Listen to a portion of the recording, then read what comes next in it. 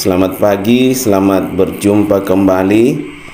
Semoga semua dalam keadaan sehat karena perlindungan dan pertolongan daripada Tuhan kita Yesus Kristus. Pendengar radio Citra Kasih yang dikasihi oleh Tuhan Yesus, seperti pujian yang barusan kita dengar, Tuhan adalah penolong sejati di dalam setiap kehidupan kita. Nah, pada pagi hari ini kita akan melihat satu kisah di dalam Alkitab, yaitu kisah Raja Ahazia yang mengalami masalah, tetapi dalam hidupnya bukan mencari pertolongan kepada Tuhan, tapi malah mencari pertolongan kepada berhala-berhala yang ada pada zaman itu. Jadi tema kita pada pagi hari ini yaitu dampak dari ketika kita meninggalkan Tuhan, atau dampak apa yang akan timbul ketika kita bukan mencari Tuhan tapi mencari pertolongan-pertolongan dari dunia ini. Nah, kita akan melihat satu kisah di dalam Alkitab ya. Jadi banyak kita lihat orang-orang ketika menghadapi suatu persoalan, menghadapi suatu tantangan atau suatu masalah, pertama kali bukan lari kepada Tuhan, tetapi mencari pertolongan-pertolongan yang menurut pandangan dia, menurut pemikiran dia bisa menolong dia. Entah itu mencari pertolongan kepada orang-orang pintar, mencari pertolongan kepada berhala-berhala, atau lewat penyembahan-penyembahan nenek moyang. Mereka mencari, mungkin masih ada juga di daerah-daerah pedalaman mungkin yang mencari pertolongan dengan datang kepada pohon-pohon besar atau batu-batu besar, atau yang dianggap mampu untuk menolong dia, tapi bukan lari kepada yang menciptakan alam semesta itu. Jadi pada prinsipnya mereka mencari pertolongan kepada yang diciptakan, bukan kepada yang menciptakan. Nah, pada pagi hari ini coba kita lihat satu kisah Alkitab. Nah, apa yang terjadi ketika dia tidak mencari pertolongan? Nah, kalau kita lihat ya dari sejarahnya, bangsa Israel adalah bangsa pilihan Tuhan ya. Arti daripada zaman itu mereka dikhususkan untuk menjadi berkat bagi bangsa-bangsa ya. Bukan berarti Tuhan tidak sayang bangsa-bangsa yang lain, tapi bagaimana bangsa Israel ini bisa menjadi berkat ya kepada bangsa-bangsa lain, supaya supaya bangsa-bangsa lain, bangsa yang tidak mengenal Tuhan, bisa mengenal Tuhan lewat kehidupan bangsa Israel. Nah, kita lihat di dalam 2 Raja-Raja 1 ayat 1 dan 2. Kita coba lihat kisah Raja Ahazia, bagaimana ketika dia menghadapi sakit penyakit, dia lari kemana minta pertolongan. Nah, kita akan sama-sama lihat pelajaran apa yang kita dapatkan dari kisah seorang raja Israel yang bernama Ahazia. Nah, dikatakan di dalam 2 Raja-Raja 1 ayat 1 sampai 2. Saya bacakan buat setiap pendengar radio Citra Kasih dimanapun saudara berada. Sesudah Ahab mati, jadi Ahazia ini anaknya dari Raja Ahab. Sesudah Ahab mati, maka memberontaklah Moab terhadap Israel. Nah, waktu itu Israel sudah terbagi dua, yaitu kerajaan yang ada di Samaria dan yang ada di Yerusalem, di Yehuda. Nah, saya ulangi ya, sesudah Ahab mati, maka memberontaklah Moab terhadap Israel. Pada suatu hari jatuhlah Ahazia dari kisi-kisi kamar atasnya yang ada di Samaria, lalu menjadi sakit ya. Jadi ada musibah yang dialami, itu jatuh dari kisi-kisi kamar yang dalam kerajaannya di Samaria. Kemudian Ahazia ini menjadi sakit. Kemudian dikirimnyalah utusan-utusan dengan pesan, pergilah, mintalah petunjuk kepada Baal Zebub Allah di Ekron, apakah aku akan sembuh dari penyakit ini. Nah, jadi Raja Israel menghadapi suatu masalah, yaitu karena ya mengalami kecelakaan, jatuh, kemudian mengakibatkan dia jadi sakit. Nah, dia mau tahu kira-kira penyakitnya itu masih bisa sembuh atau tidak. Nah, Di sini persoalannya muncul. Ya, bangsa Israel adalah bangsa pilihan, saya katakan tadi, yang harusnya dipakai oleh Tuhan. Mereka adalah penyembah Allah. Tapi pada kenyataannya di zaman Raja Ahazia ini, ketika dia menghadapi masalah, bukannya datang kepada Tuhan atau lari kepada Tuhan untuk bertanya, tapi malah datang kepada berhala-berhala yang bernama Baal Zebub. Ini yang disembah di Ekron. Dia bertanya kepada berhala, bukan bertanya kepada Tuhan. Nah, ini sering saya katakan, ketika kita sebagai orang percaya atau manusia pada umumnya, kalau dia masih punya bayangan, pasti masalah itu pasti tetap ada, atau ketika kakinya masih menginjak tanah, pasti persoalan masalah itu ada. Nah, yang menjadi perenungan kita di situ adalah ketika kita menghadapi hal-hal seperti itu, apalagi zaman sekarang dikatakan zaman yang sulit, pasti banyak tantangan-tantangan hidup yang kita harus hadapi. Tapi pertanyaannya, ketika masalah itu datang, larinya kemana gitu? Minta pertolongannya kemana? Atau minta petunjuknya kemana? Apakah kita lari kepada berhala-berhala, orang-orang pintar, pada dukun, kepada lain-lainnya yang menurut kita mungkin bisa menolong kita, atau kepada kekuatan yang menurut kita mampu menolong kita keluar dari masalah? Tapi itu adalah sesuatu yang salah. Harusnya kalau kita memahami bahwa dunia ini ada penguasanya, alam semesta ini ada penguasanya, harusnya kita lari kepada penguasa atau yang mampu mengendalikan seluruh alam semesta ini, yaitu Tuhan itu sendiri, atau Tuhan Yesus. Nah, pendengar Radio Citra Kasih yang dikasihi oleh Tuhan Yesus, walaupun Raja Ahazia lari kepada berhala-berhala, tapi kembali apa yang Tuhan katakan, bahwa janjinya kepada Abraham, Ishak dan Yakub tetap Tuhan ingat. Janjinya kepada Israel bahwa mereka dibawa keluar dari tanah Mesir untuk dibawa kepada suatu negeri yang berkelimpahan susu dan madu untuk menjadi berkat. Dipilih, Tuhan tidak pernah gagal dalam setiap pilihannya.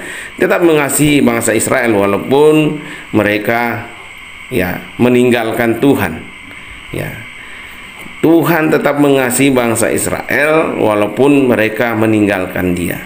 Sama kalau kita tarik dalam kehidupan kita saat ini, seberapa sering kita meninggalkan Tuhan, seberapa sering kita melakukan hal-hal yang tidak menyenangkan hati Tuhan. Tapi apakah Tuhan tidak mengasihi kita? Tetap kasihnya berlaku. Kalau kita lihat ada anugerah umum dan anugerah khusus, kita lihat walaupun orang tetap berbuat jahat, apakah Tuhan menghentikan oksigen, menghentikan matahari, menghentikan segala? Mereka tetap hidup. Tuhan berikan kesempatan untuk sadar dan kembali mencari Tuhan. Nah, kalau kita lihat dalam kisah Ahazia ini, Tuhan menyayangi bangsanya, Tuhan menyayangi umatnya Israel, sehingga Dia mengutus seorang nabi, yaitu Elia, untuk mengingatkan pemimpin-pemimpin Israel, khususnya Ahazia, untuk kembali ke jalannya Tuhan, supaya bangsa Israel tidak tersesat. Kasihnya Tuhan begitu luar biasa, walaupun di tengah bangsa bukan mencari dirinya, bukan mencari Tuhan ketika menghadapi masalah, tapi malah mencari Baal Zebul, Allah di Ekron yang disembah orang-orang di situ, mencari petunjuk kepada Baal, kepada berhala-berhala. Tapi Tuhan tetap mengasihi bangsa Israel. Tuhan tetap mengutus utusannya, yaitu Elia, untuk mengingatkan Israel, umatnya. Kalau kita lihat di dalam 2 Raja-Raja 1 ayat 3, Dikatakan di situ, tetapi berfirmanlah malaikat Tuhan kepada Elia, orang Tisbe itu, bangunlah, berangkatlah menemui utusan-utusan Raja Samaria, ya, dan katakan kepada mereka, apakah tidak ada Allah di Israel sehingga kamu ini pergi untuk meminta petunjuk kepada Baal Sebub Allah di Ekron. Jadi Raja Ahazia mengirimkan utusan-utusannya untuk pergi bertanya kepada Baal Sebul apakah penyakitnya itu masih bisa sembuh atau tidak. Tapi di situ kita lihat bahwa Tuhan mengasihi, ya, bangsa Israel lewat Ahazia, seorang pemimpin pada saat itu. Dia berfirman atau menyuruh Elia untuk pergi mengingatkan utusan-utusan yang dikirim oleh Raja Ahazia. Dikatakan, apakah di Israel tidak ada Allah sehingga kamu harus meminta petunjuk kepada, ya, berhala-berhala di Ekron, itu Baal Sebub, ya. Jadi kalau kita lihat kasih Tuhan itu luar biasa, ya. Mungkin real atau nyata dalam kehidupan kita sehari-hari. Kadang Tuhan mengingatkan kita ketika kita mau mencari bantuan, pertolongan, atau ketika kita sudah mulai berjalan dengan pikiran kita sendiri, mengandalkan kekuatan kita sendiri, tanpa mencari atau tanpa bertanya terlebih dahulu kepada Tuhan. Ya, walaupun mungkin sering kita lakukan dalam hidup kita, tapi Tuhan kasihnya luar biasa. Makanya kalau kita lihat, ya, jangankan hanya mengingatkan, bahkan anaknya yang tunggal pun, yaitu Yesus Kristus, atau dirinya sendiri mau menjadi serupa dengan manusia, masuk dalam dunia manusia untuk menebus dosa saudara dan saya. Ini dikatakan karena begitu besar kasih Allah akan dunia ini sehingga Ia mengaruniakan anaknya yang tunggal, supaya setiap orang yang percaya kepadanya tidak binasa melainkan beroleh hidup yang kekal. Tuhan mau kita semua diselamatkan. Kasih Tuhan itu luar biasa. Makanya, ya, Allah tidak mau umatnya binasa. Jadi ketika Ahazia mengirimkan orang-orang untuk meminta petunjuk kepada berhala-berhala di Ekron, ya, Tuhan mendahului dengan menyuruh Nabi Elia untuk pergi mengingatkan utusan-utusan itu, menyuruh kembali kepada Ahazia, raja, katakan kepada raja, apakah di Israel tidak ada Allah lagi sehingga kamu ini pergi untuk meminta petunjuk kepada berhala-berhala. Ya, kita yakin dan percaya bahwa Allah itu maha hadir, ya. Allah itu ada di mana-mana, ya, kapanpun, dimanapun, dan saat kapanpun kita bisa selalu berhadapan dengan Allah. Kita selalu berkomunikasi dengan Allah karena Dia maha segalanya, ya, maha hadir, ya. Saat ini pun ada mungkin di samping saudara, ya, karena Dia tidak dibatasi oleh ruang dan waktu. Dia ada di mana-mana, gitu, ya. Jadi kembali, ketika saudara dan saya menghadapi suatu tantangan dalam hidup ini, persoalan dalam hidup ini, kembali jangan kita lari pada kekuatan kita sendiri, kepada orang-orang yang mungkin menurut pandangan kita bisa membantu kita, menolong kita. Tapi kembalilah kepada Tuhan, ya, bertanya sama Tuhan. Kalau sudah tanya sama Tuhan, pasti Tuhan akan buka jalan bagi setiap tantangan, masalah yang kita hadapi, ya. Kasih Tuhan itu luar biasa. Nah, apa isi pesan Tuhan kepada Raja Ahazia lewat hambanya atau nabinya itu Elia? Kita bisa lihat di dalam 2 Raja-Raja 1 ayat 4. Di situ dikatakan, sebab itu beginilah firman Tuhan, engkau tidak akan bangun lagi dari tempat tidur di mana engkau berbaring, sebab engkau pasti akan mati, lalu pergilah Elia. Nah, ini pesan yang bukan ya, ini, ya, akibat daripada, ya, tidak mencari Tuhan, ya. Akhirnya apa yang Tuhan katakan lewat Elia, bahwa Ahazia tidak akan sembuh, ya. Dia tidak akan sembuh, bahkan dia akan mati, Ya. Nah, dampak daripada ketika kita tidak mencari Tuhan, kita akan mati. Ya, mungkin dalam konteks sekarang, dalam konteks kehidupan rohani kita ya, ketika kita tidak mencari Tuhan, pasti ya kerohanian kita mati. Mungkin secara fisik saudara dan saya tidak mati, tapi secara rohani kita mati. Ya, sehingga kita tidak mampu melihat kuasa Tuhan yang mampu menolong saudara dan saya, karena rohani kita mati gitu. Kita tidak ada iman percaya lagi, ya, sehingga setiap masalah kita pandang bukan kita melihat Tuhan yang maha besar yang mampu membawa kita keluar dari persoalan itu, tapi kita lebih besar melihat masalahnya karena kita secara rohani sudah mati, ya. Jadi kalau kita tidak cari Tuhan, ada persoalan seberat apapun yang kita alami dan kita tidak mencari Tuhan, kita akan mengalami kematian secara rohani. Nah, kalau rohani kita mati, nggak mungkin lagi kita mampu melihat kuasa Tuhan yang besar, yang dahsyat itu, yang akan mampu menolong saudara dan saya. Ya, yang kita lihat adalah kegelapan. Ya, karena kita tidak mencari Tuhan, kita tidak bertanya sama Tuhan, tapi kita mencari ya seperti apa yang dialami oleh Ahazia. Dia sakit bukannya bertanya sama Tuhan, ya, tapi malah dia menyuruh orang untuk pergi bertanya kepada berhala di Ekron yang disembah orang pada zaman itu, ya.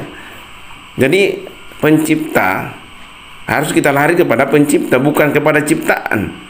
Ya, kalau kita lari kepada ciptaan, ya sama, kita juga ciptaan, sama-sama ciptaan, bagaimana bisa saling menolong? Ya, tapi carilah kepada yang menciptakan, yaitu Tuhan yang kita sembah di dalam nama Yesus Kristus.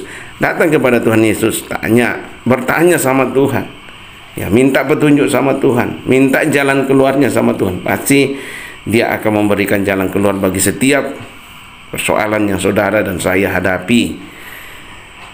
Nah, kalau kita lihat akhirnya raja sadar, gitu. Raja sadar dan mau menerima Elia, mau bertemu dengan hamba Tuhan. Nah, kalau kita lihat di dalam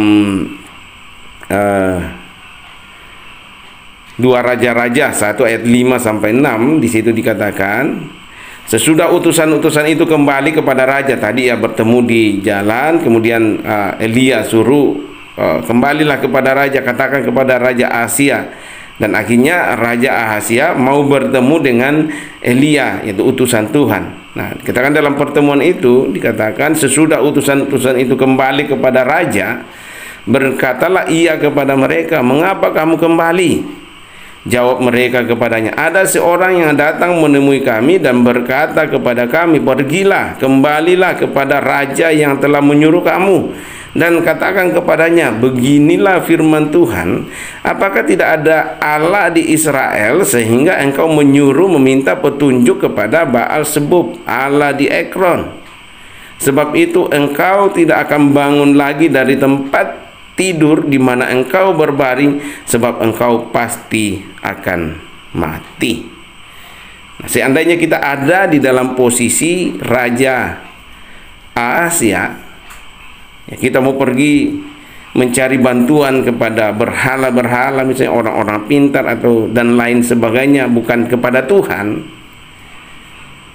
Ya, dan ada hamba Tuhan diutus dan berkata kepada kita, apakah misalnya di Ciranjang ini tidak ada lagi Tuhan sehingga kamu pergi mencari petunjuk kepada gunung-gunung, kepada kekuatan-kekuatan yang lain.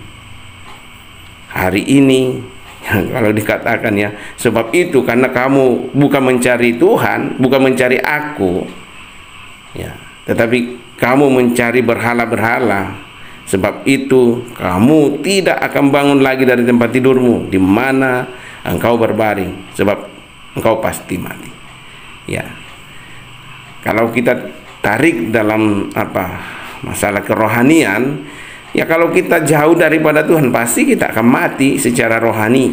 Ya, kalau kita menghadapi masalah dan kita bukan mencari Tuhan, pasti kita akan mati secara rohani, nggak akan bisa keluar dari masalah itu.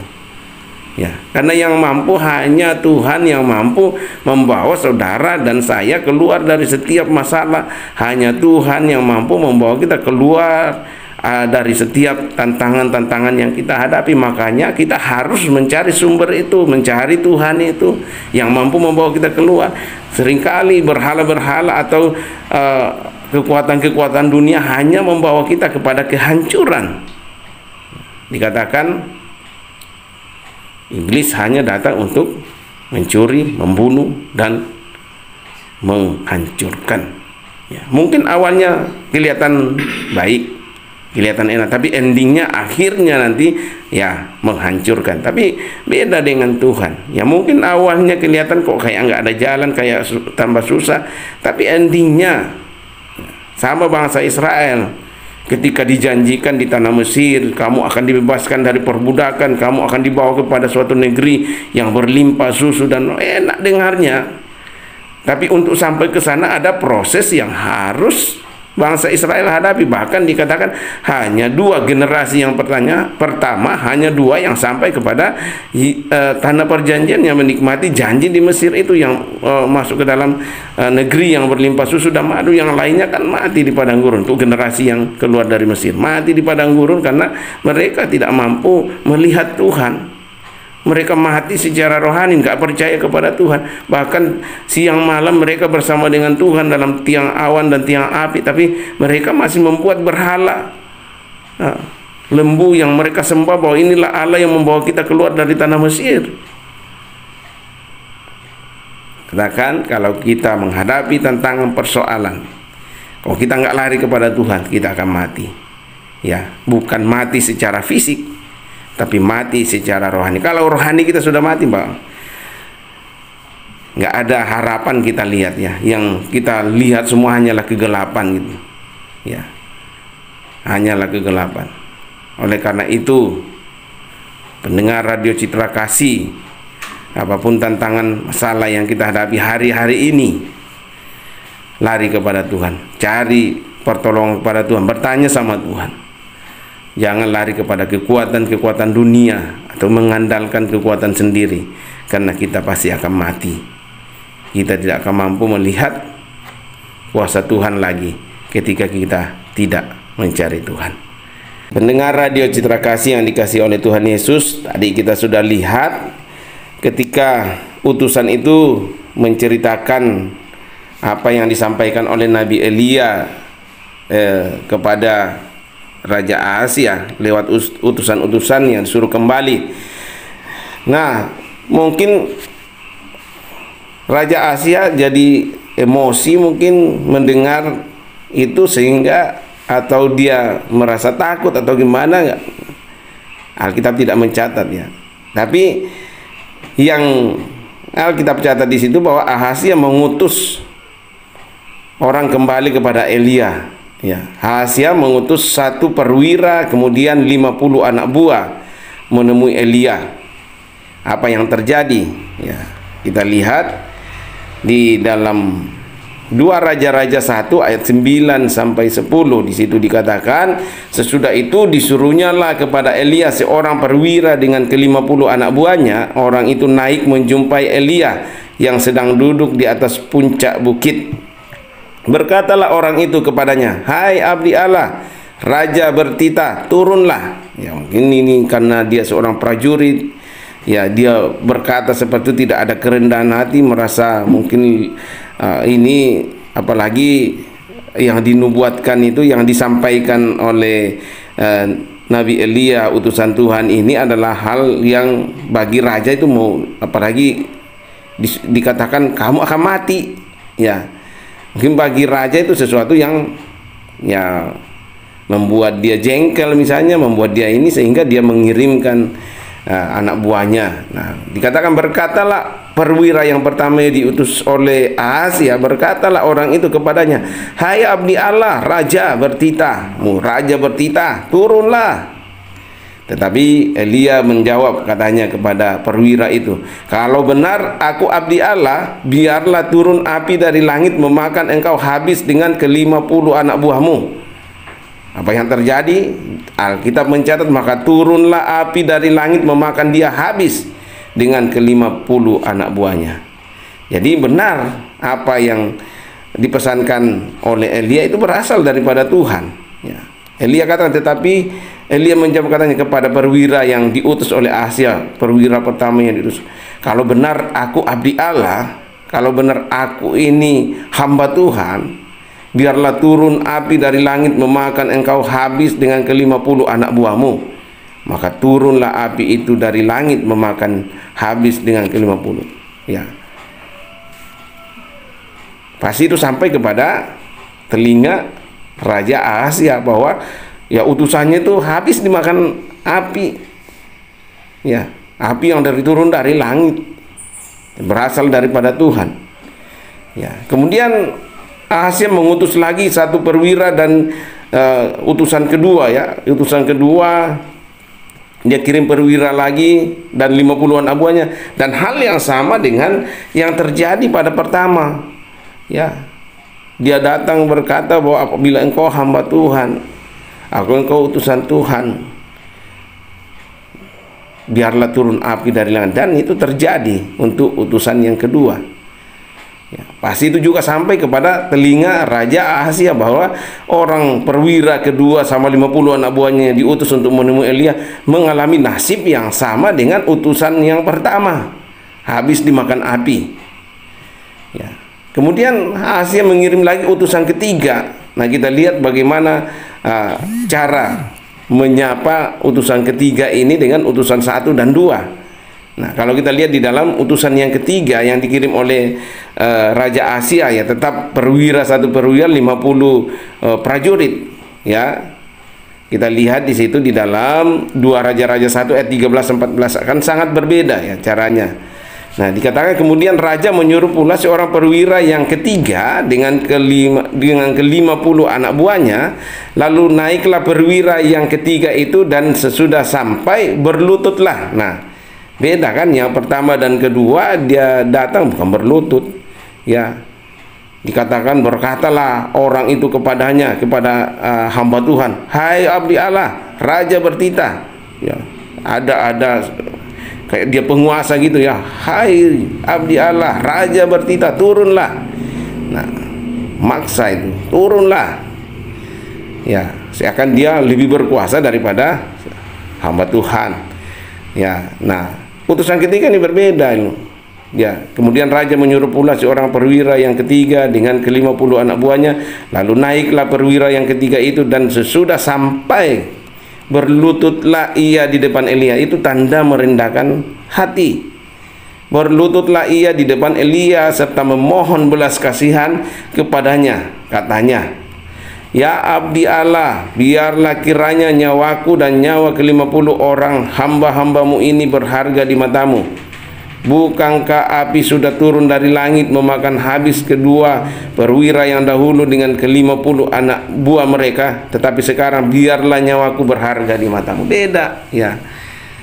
Jadi utusan ketiga ini ya nggak mengalami nasib yang sama dengan utusan 1 dan 2. Ada kerendahan hati di situ, ada hak menghargai seorang hamba Tuhan, bahwa apa yang disampaikan hamba Tuhan, apa yang disampaikan oleh utusan Tuhan, nabi Tuhan, yaitu Elia, berasal daripada Tuhan untuk tujuan yang baik, untuk mengingatkan Raja Ahazia supaya kembali menyembah kepada Tuhan Allah Israel, bukan kepada berhala-berhala, bukan mencari petunjuk kepada Allah-Allah, ilah-ilah yang tidak berkuasa, tapi ya malah semakin menyesatkan bangsa Israel. Elia tidak ikut untuk menyenangkan apa yang menjadi keinginan raja, tapi Elia, seorang utusan Tuhan, ya, dia mau menyampaikan apa yang Tuhan sampaikan, perintahkan. Oleh karena itu di dalam 2 Raja-Raja 1 ayat 15 dikatakan, maka berfirmanlah malaikat Tuhan kepada Elia, turunlah bersama-sama dia, janganlah takut kepadanya. Lalu bangunlah Elia dan turun bersama-sama dengan dia menghadap raja. Ya, jadi 3 kali diutus, utusan 1, 2 mati semua. Ya, mungkin kondisi Elia juga takut saat itu sehingga dia berdoa kepada Tuhan, karena mungkin posisinya dalam paksa. Ya, tapi utusan ketiga datang dengan merendahkan hati di depan hamba Tuhan, yaitu Elia, dan Tuhan melihat itu, kemudian Tuhan berfirman kepada Elia lewat malaikat Tuhan, turunlah bersama-sama dengan dia, maksudnya dengan perwira yang ketiga, turunlah bersama-sama dengan dia, janganlah takut kepadanya. Lalu bangunlah Elia dan turun bersama-sama dengan dia menghadap Raja Ahazia. Nah, di dalam pertemuan Raja Ahazia dengan Elia, tetap pesan apa yang Tuhan pesankan, bahwa dia akan mati, tetap Elia sampaikan, dia tidak takut. Ya, dia lebih takut kepada Tuhan daripada kepada raja gitu. Bukan tidak menghargai raja, tapi dia lebih takut kepada Tuhan daripada kepada penguasa dunia ini. Apa yang Tuhan katakan, dia sampaikan kepada Raja Ahazia, karena tujuannya baik, supaya Raja Ahazia itu kembali kepada Tuhan, menyembah kepada Tuhan Allah Israel, bukan mencari ilah-ilah atau Allah-Allah yang malah menyakitkan atau menyesatkan bangsa Israel itu sendiri. Ya. Nah, di depan raja, Elia berkata di dalam 2 Raja-Raja 1 ayat 16 di situ. Berkatalah Elia kepada raja, beginilah firman Tuhan, oleh karena engkau telah mengirim utusan-utusan untuk meminta petunjuk kepada Baal Zebub, Allah di Ekron, seolah-olah tidak ada Allah di Israel untuk ditanyakan firman-Nya, maka sebab itu engkau tidak akan bangun lagi dari tempat tidur di mana engkau berbaring, sebab engkau pasti akan mati. Benar enggak yang dikatakan oleh hamba Tuhan, yaitu Elia? Kita lihat di dalam 2 Raja-Raja 1 ayat 17, di situ dikatakan, maka matilah raja sesuai dengan firman Tuhan. Apa yang Tuhan firmankan pasti terjadi. Ketika kita mendengar firman Tuhan, apakah firman Tuhan itu mengingatkan kita? Ikuti saja, taati saja, karena apa yang Tuhan katakan pasti itu terjadi. Dikatakan, maka matilah raja sesuai dengan firman Tuhan yang dikatakan oleh Elia, maka Yoram menggantikan dia kan jadi raja. Jadi kembali, apa yang Tuhan katakan pasti itu akan terjadi. Apa yang kita alami dalam hidup ini, walaupun itu berat, walaupun itu seakan-akan tidak ada jalan, tetap percaya kepada Tuhan, tetap cari Tuhan, andalkan Tuhan. Jangan kita mencari kekuatan-kekuatan di luar Tuhan, karena itu hanya bersifat semu, hanya sementara, tidak ada janji pengharapan di sana, bahkan membawa kita kepada kematian. Kalau kita udah mati, kita nggak bisa berbuat apa-apa. Mati secara rohani, kita nggak bisa lagi menatap masa depan yang penuh harapan. Kita tidak bisa lagi melihat janji-janji Tuhan, karena secara rohani kita sudah mati. Hanya karena persoalan. Tapi kembali, cari Tuhan. Firman Tuhan berkata, carilah Tuhan selagi ia masih mau ditemui. Carilah Tuhan dalam setiap persoalan dan setiap masalah kita, karena Dia selalu membuka jalan bagi setiap persoalan yang saudara hadapi. Tuhan memberkati kita semua. Biarlah firman Tuhan pada pagi hari ini menguatkan kita kembali, bahwa selagi kita masih punya bayangan, selagi kaki kita menginjak tanah, masalah itu pasti ada.